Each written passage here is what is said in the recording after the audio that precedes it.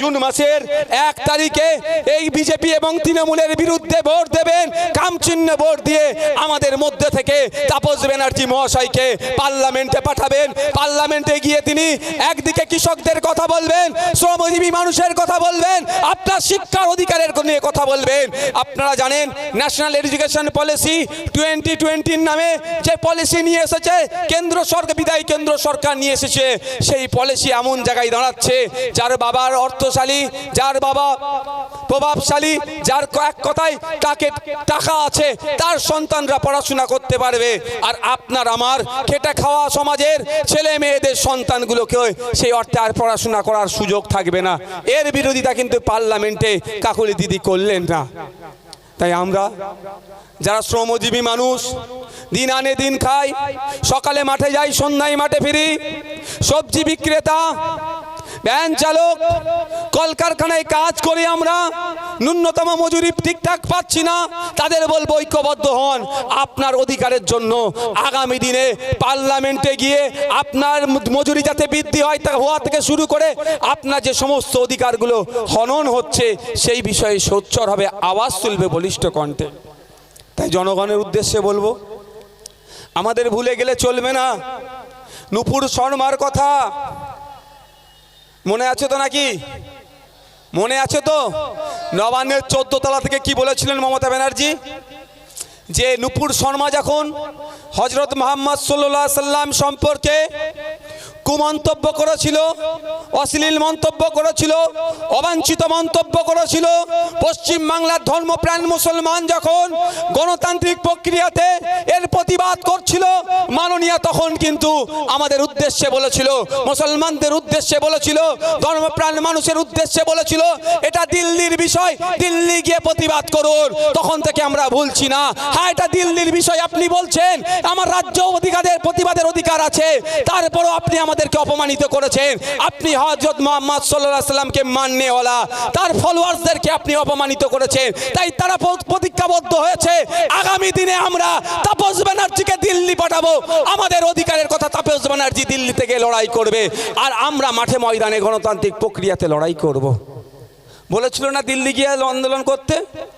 আমরা তো পশ্চিম বাংলা থেকে দিল্লিতে পাঠিয়েছিলাম আমাদের হয়ে আন্দোলন করার জন্য, করেনি, ব্যর্থ হয়েছে, আর আমাদেরকে টিপ্পিনি কেটেছে।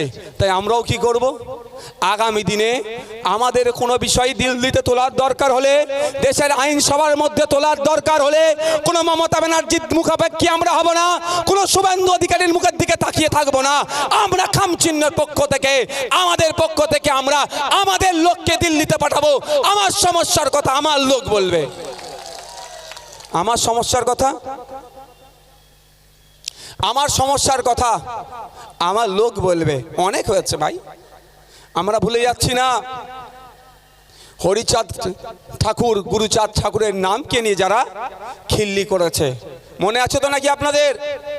মতুয়া সমাজের তেনারা ধর্মগুরু, তিনাদের হাত ধরে মতুয়া সমাজের প্রতিষ্ঠিত হয়েছেন। মতুয়া সমাজকে এক প্রকার নিয়ে খিল্লি করা হয়েছে।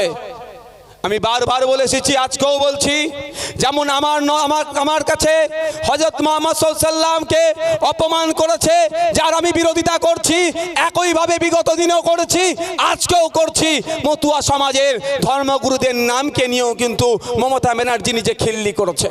তাই সময় এসেছে, নুপুর শর্মার বিরুদ্ধে যখন আন্দোলন করছিলাম, আমাদেরকে যিনি দিল্লি যাওয়ার কথা বলেছেন তাকে যেমন জবাব দেব, মতুয়া সমাজের ধর্মগুরুদের নাম নিয়ে যিনি খিল্লি করেছেন তাকেও একইভাবে জবাব আমরা দেব।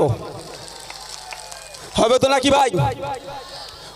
কোনো কারো অধিকার নাই কোনো ধর্মগুরুকে নিয়ে কিছু কথা বলার।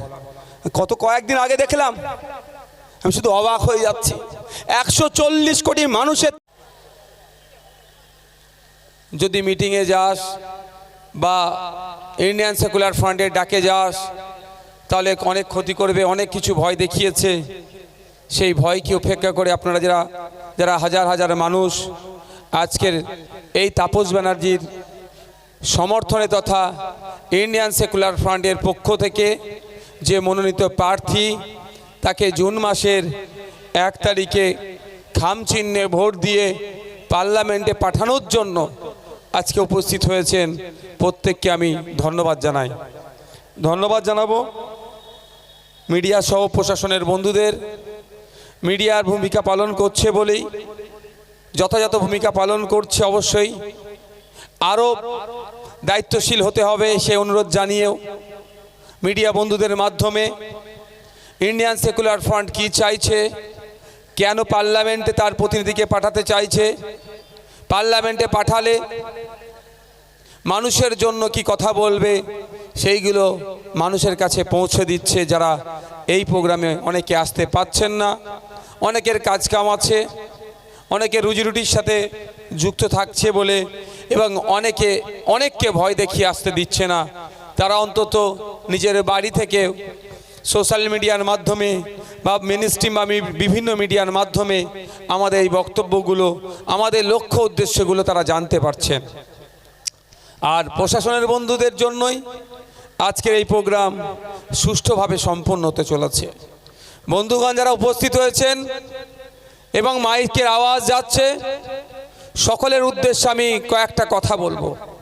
সর্বপ্রথম কথা, আমরা এমপি নির্বাচন করে ভোট দিয়ে পার্লামেন্টে পাঠাচ্ছি, তার কাজটা কি আগে আমাদেরকে জানতে হবে। সমস্যা হচ্ছে ভোট আসছে, ভোট যাবে, আবার ভোট আসবে, ভালো সাজুগুজু করে স্টেজ ব্যানার করে মিষ্টি মিষ্টি কথা বলে আপনাদের ভোটগুলো নেওয়া হয়।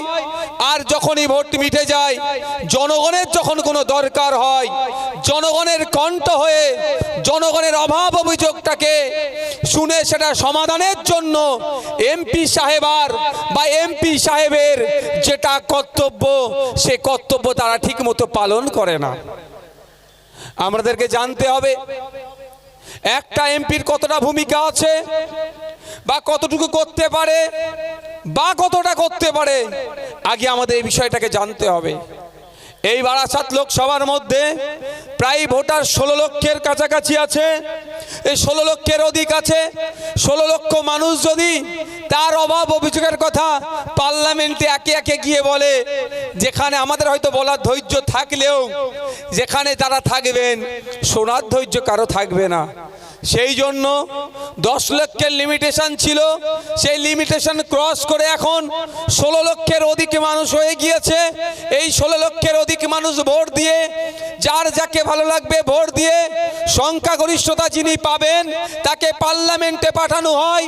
এই কারণেই এই লোকসভার অন্তর্গত, এই বারাসাত লোকসভার অন্তর্গত রাজারহাট নিউ টাউনের মানুষের কি সমস্যা, রাজারহাট গোপালপুরের আপনার দেগঙ্গার মানুষ থেকে শুরু করে সমগ্র এলাকার এই নির্বাচনী ক্ষেত্রের মানুষের যে সমস্যাগুলো আছে, মধ্যগ্রাম থেকে শুরু করে বারাসাত থেকে শুরু করে অশোকনগর হাবড়ার পাঁচটা অংশের মানুষের কি সমস্যা আছে, সেইগুলোকে শুনবে, সেইগুলোকে শুনে অ্যাসেম্বলি হাউস তথা লোকসভার মধ্যে উত্থাপন করবে। এ অভাব অভিযোগগুলো সেখানে গিয়ে জানাবে। কিন্তু আমরা কি দেখছি, ভোটের সময় অনেক মিষ্টি মিষ্টি কথা, ভোটের সময় অনেক ভালো কথা, এই করব সেই করব, তোমাদের জন্য এই করে দেবো, ভালো কথা। ডবল ডবল চাকরি দেব, বিদেশ থেকে কালো টাকা ফিরিয়ে নিয়ে এসে 15 লক্ষ টাকা করে অ্যাকাউন্টে দেব, বছরে 2 কোটি চাকরি হবে, ভ্রষ্টাচার মুক্ত হবে, দেশের নিরাপত্তা আরো সুরক্ষিত হবে, অনেক কথা বললো, বেকারত্ব কমে যাবে, অনেক মিষ্টি মিষ্টি কথা বললো, আমাদের ভোট নিল। কিন্তু দুঃখের বিষয় কি দেখলাম, বিগত বছরে পার্লামেন্টে আমরা বারাসাত লোকসভার মানুষজনেরা ভোট দিয়ে পার্লামেন্টে পাঠালাম, কিন্তু দুঃখের বিষয় পার্লামেন্টে গিয়ে জনগণের জনপ্রতিনিধি হতে পারলো না। পার্লামেন্টে গিয়ে ওখানে বিজেমূল সেটিংকে আরো এগিয়ে নিয়ে গেল। তার আমি জ্বলন্ত উদাহরণ দিচ্ছি আপনাদের।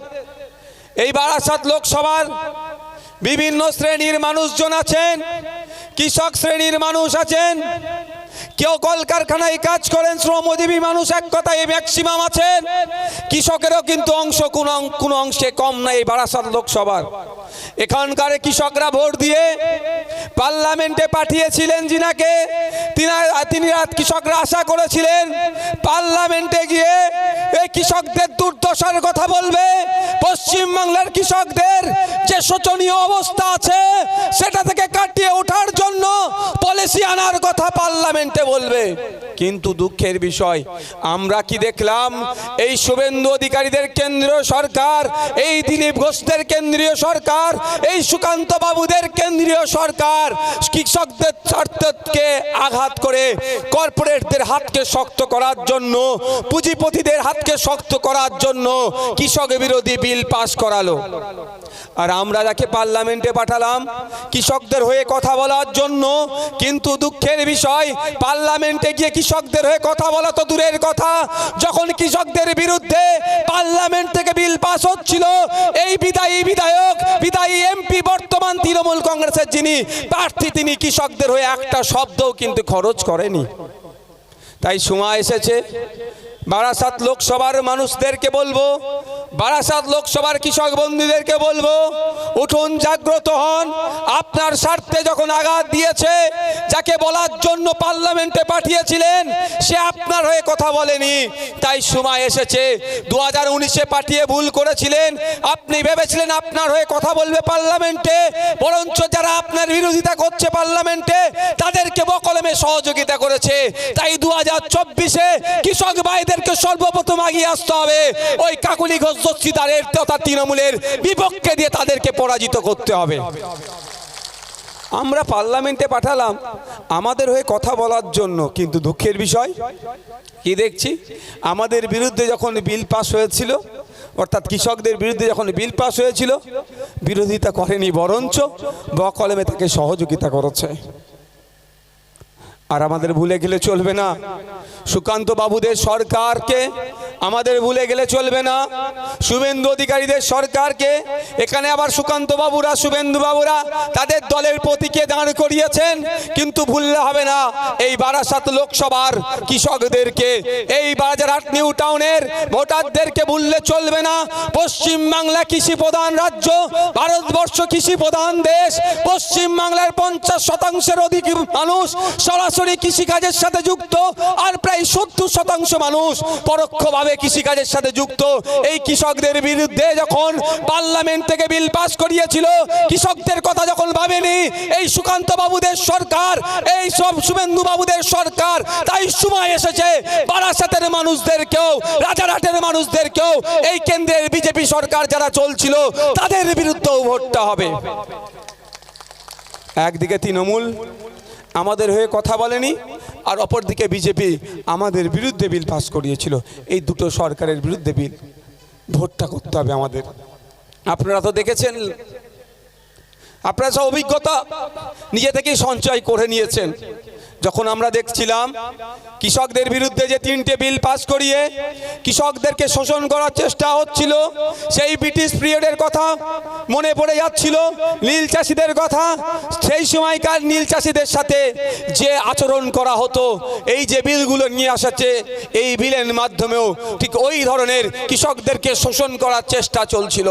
তাই আমরা দেখলাম কৃষক বন্ধুদের এবং আমরা সকলে মিলে যে সমস্ত শক্তিরা শ্রমজীবী মানুষের কথা বলে, বঞ্চিত মানুষের কথা বলে, অত্যাচারিত মানুষের কথা বলে, ঐক্যবদ্ধ হয়ে কৃষকদের ডাকে সাড়া দিয়ে সারা ভারতবর্ষে যখন কৃষকরা ভারত সরকারের বিরুদ্ধে, তার নিয়ে আসা আইনের বিরুদ্ধে বন্ধের ডাক দিয়েছিল, পশ্চিমবাংলাতেও আমরা কৃষকদের স্বার্থের কথা ভেবে তাদের ডাকে সাড়া দিয়ে আমরা এই ভারত বন্ধকে সফল করার জন্য তাদেরকে সংহতি জানিয়েছিলাম, তাদেরকে সমর্থন জানিয়ে আমরাও রাজপথে নেমেছিলাম, আমরাও অলিতাগলিতে নেমেছিলাম, আমরাও মফস্বল এলাকা থেকে শুরু করে শহরেও কৃষকদের বন্ধকে, ডাকা বন্ধকে সফল করার জন্য আমরা ওখানে বন্ধে নেমেছিলাম। কিন্তু ওই দিনের কথা আমরা ভুলে যাচ্ছি না। আমরা যখন বন্ধকে সফল করার জন্য রাজপথ থেকে শুরু করে মফস্বল এলাকাতে আমরা কৃষকদের স্বার্থের কথা ভেবে, কৃষকদের কথা ভেবে, কৃষক ঐক্যকে বজায় রাখার জন্য যাতে ভারত সরকার এই কৃষকদের বিরুদ্ধে বিলগুলো প্রত্যাহার করতে বাধ্য হয়, সারা দেশ জুড়ে কৃষকরা যে বন্ধ রেখেছিল তাকে সমর্থন জানিয়ে নেমেছিলাম। কিন্তু দুঃখের বিষয়, সেই সময় এই কাকুলি ঘোষ দস্তিদারদের দলের লোকেরা, এই কাকুলি দিদির লোকেরা এবং প্রশাসনকে কাজে লাগিয়ে আমাদের তথা কৃষকদের উপরে হামলা চালিয়েছিল। তাই জবাব দেওয়ারও সময় এসেছে। হামলার জবাব আমরা ভোটের মাধ্যমে দেব। আমাদের লড়াইটা ছিল কাদের বিরুদ্ধে? কেন্দ্রের সরকারের বিরুদ্ধে। কেন্দ্রের সরকার কে ছিল? জোরে বলুন না। বিজেপি ছিল। তাহলে মমতা ব্যানার্জির অত বুকে ব্যথা লাগছিল কেন? কাকলিদির অত বুকে ব্যথা লাগছিল কেন? একটু ভাবতে হবে। কাকলিদির বুকে ব্যথা লাগার কারণ আমার আগে তাপসদা আপনাদের বলেছেন কি নিয়েছিল লুকিয়ে। ওটা তো কেন্দ্রীয় এজেন্সি একটা মিস কল মেরে রেখেছে। যদি পশ্চিমবাংলায় বন্ধ সফল হয়ে যায় তাহলে দাদার কেন্দ্রীয় এজেন্সি হয়তো যে কটাকে মিস কল মেরে রেখেছে কি করত? কল করে পুরো তিহার জেলে রেখে দিত। সেই জন্য দাদার বিরুদ্ধে ডাকা বন্ধকেও সফল হতে দেওয়া যাবে না। মমতা ব্যানার্জি তার দলের সাঙ্গপাঙ্গকে, গুন্ডা মস্তানকে রাস্তায় নামিয়ে দিয়ে সেই দিনকের কথা আমরা ভুলছি না। কৃষকদের উপরে আক্রমণ করেছিল, আমাদের কর্মী সমাজদের উপরও আক্রমণ করেছিল। তাই কৃষক বন্ধুদের উদ্দেশ্যে বলবো, তাই সময় এসেছে কৃষকদের পরিবারের উদ্দেশ্যে বলবো, এর যোগ্য জবাব আমরা বিজেপির বিরুদ্ধে যেমন দেব, তৃণমূলের বিরুদ্ধেও দেব। আগামী জুন